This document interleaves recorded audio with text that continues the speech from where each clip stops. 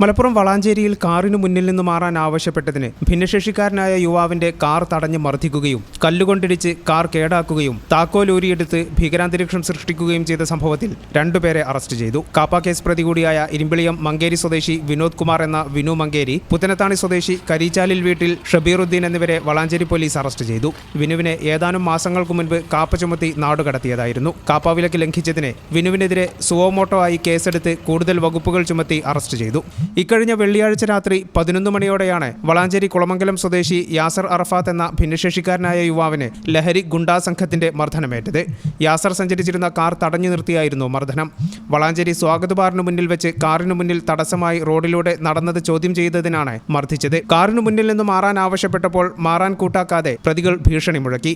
ഇതോടെ car reverse എടുത്തു പോകാൻ ശ്രമിച്ചപ്പോൾ പ്രതികൾ കല്ലുകൊണ്ട് കാറിലിടിക്കുകയും ഡോർ തുറന്ന് താക്കോലൂരിയെടുക്കുകയും ചെയ്തു. ഇതിനിടെ കല്ലുകൊണ്ട് യാസറിന്റെ കഴുത്തിൽ ഇടിച്ച് പരുക്കേൽപ്പിക്കുകയും ചെയ്തു. ബഹളം കേട്ട് ഓടിയെത്തിയ സമീപത്തെ ഓട്ടോ തൊഴിലാളികളും നാട്ടുകാരും ചേർന്നാണ് യാസറിനെ രക്ഷിച്ച് വീട്ടിലെത്തിച്ചത്. സംഭവം അറിഞ്ഞ് വളാഞ്ചേരി പോലീസ് സ്ഥലത്തെത്തിയപ്പോഴേക്കും അക്രമികൾ ഓടി രക്ഷപ്പെട്ടിരുന്നു. യാസറിന്റെ പരാതിയിൽ വളാഞ്ചേരി SI സുധീറിന്റെ നേതൃത്വത്തിലുള്ള അന്വേഷണ സംഘമാണ് പ്രതികളെ അറസ്റ്റ് ചെയ്തത്.